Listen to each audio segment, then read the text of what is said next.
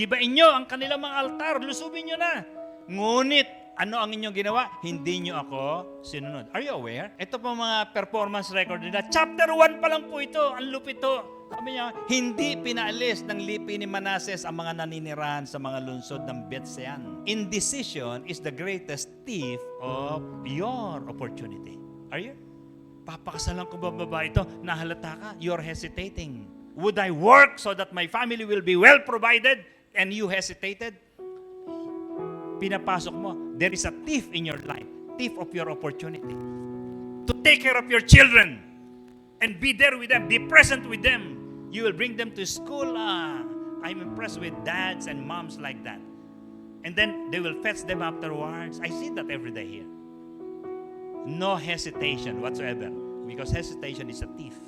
Are you a good mom? Are you a good dad? A good spouse? A good employee? Halatang halata po ng boss if you're a hesitant employee. You just have invited a thief in your house. Hesitation is the death of advantage. Do you understand that? Patay ka. Pagka meron kang hesitation sa lahat ng project mo. Mag-abroad ba ako? Sasama ba ako sa mission? Mag-outreach ba kami? Magbubukas ba kami ng gawain? And you hesitated? That's the death of it. Hesitation is defeat. Kayo po ba pag may humihingi ng tulong sa inyo, somebody ask for help, and you will hesitate? No, it's an opportunity for your reward. Don't kill your reward. Ito po ang resulta. When you hesitate, God will hesitate too. Are you with me? A moment of hesitation may cost you a lifetime of regret.